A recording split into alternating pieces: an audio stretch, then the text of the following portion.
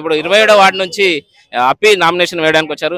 చెప్తాం ఆయన విషయం ఎట్లా అనిపిస్తుంది? ఈసారి ఖచ్చితంగా గెలుస్తారా? లాస్ట్ టైం మీరు ఓటమిపాలయ్యారు కదా, ఈసారి ఎట్లా ఉండదు? ఈసారి కాంగ్రెస్ గవర్నమెంట్ లో కాలనీలో చాలా వర్కులు చేశాము. రోడ్లు కానీ, డ్రైనేజ్ కానీ, పార్క్ కానీ ప్రజలు మాకు ఆశీర్వాదానికి ముందుకున్నారు, రెడీగా ఉన్నారు. మీ పబ్లిక్ మొత్తం మా వెనుకనే ఉన్నారు. కాంగ్రెస్ పార్టీ ఈసారి కౌన్సిల్ చైర్మన్ గిట్లా కాంగ్రెస్ గవర్నమెంట్ అయితే కోరుకుంటున్నారు. 27వ వార్డు ప్రజలేనా? ప్రతి ఒక్కరు బీఆర్ఎస్ తో పోలిస్తే కాంగ్రెస్ లో కొంచెం కౌన్సిలర్ల పోటీ తక్కువ ఉందని చర్చ ఒకటి సాధనాలు జరుగుతుంది. ఏం చెప్తారు? టీఆర్ఎస్ తో పోల్చుకుంటే కాంగ్రెస్ పార్టీలో కౌన్సిలర్ మేము అవుతాము, ఆశావాహులు తక్కువ ఉన్నారు అంటున్నారు. లేదు, పోటీ గట్టిగా ఉంది. అట్లేం లేదు, మేము కౌన్సిల్ గెలుస్తున్నాం. అది పబ్లిక్ చెప్తారండి.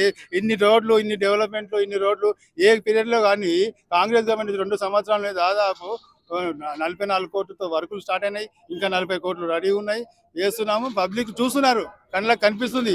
ఈ కాంగ్రెస్ గవర్నమెంట్ వచ్చినాకనే డెవలప్మెంట్ అవుతుందని పబ్లిక్ అర్థమైంది. పబ్లిక్ మన కాంగ్రెస్ గవర్నమెంట్ కి ఆశీర్వాదానికి రెడీగా ఉన్నారండి. మున్సిపల్ చైర్మన్ పీఠం కాంగ్రెస్ గెలిచే అవకాశం ఉందా?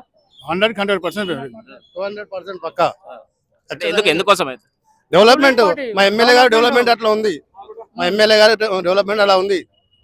2 సంవత్సరాల 1350 కోట్లు తీసుకొని డెవలప్మెంట్ చేసిన ఏకైక ఎమ్మెల్యే షాందార్ ఎమ్మెల్యే. ఇంతకుముందు నామినేషన్ ఏమైనా సరే ఇది ఎన్నో సెట్? ఇప్పుడు ఇంతకుముందు ఏమీ లేదు, ఫస్ట్ సెట్. ఖచ్చితంగా గెలిచే అవకాశం ఉంది అంటున్నారు. 200% ఉంది. ఇప్పుడు పబ్లిక్ చూస్తుంది అంతా. మా ఓటర్లే మాకు దేవుళ్ళు కాబట్టి మా ఇంట్లో ఉన్నారు. చెప్పండి, మీరేమంటారు? ఈసారి కాంగ్రెస్ పార్టీ ఘన విజయంగా గెలుస్తుంది. మున్సిపల్ చైర్మన్ కాంగ్రెస్ అవుతుంది తప్పకుండా. అత్యధిక మెజార్టీతో గెలుస్తున్నాము. అటువంటి ఊహాలు ఏమి లేవు. ఎందుకంటే మా ఎమ్మెల్యే గారు, గౌరవ ఎమ్మెల్యే గారు, శాసనసభ్యులు అభివృద్ధి విషయంలో చాలా రాక్షస పనిచేస్తున్నాడు. తీసుకొచ్చి మన పట్టణాన్ని పూర్వ సస్యశ్యామలంగా, అంటే ప్రతి గల్లీ రోడ్లు వేసినాము. తర్వాత కూడా ఇంకా ఆల్రెడీ ప్రోగ్రెస్ ఉన్నాయి.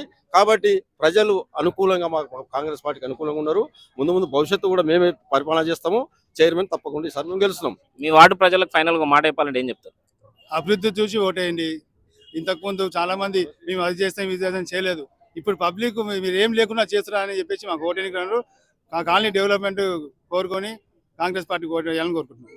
ఇది మొత్తానికి 27వ వార్డు అభ్యర్థి అప్పి చెప్తున్నటువంటి మాట. మరి చూద్దాం ఆయన ధీమా ఎన్నికల్లో ఏ విధంగా పనిచేస్తా ఉంది, ఖచ్చితంగా ఆయన గెలుస్తారా లేదా అనేది ఇంకొద్ది రోజుల్లో తేలిపోతుంది. 11వ తారీఖు రోజున పోలింగ్ ఉంది.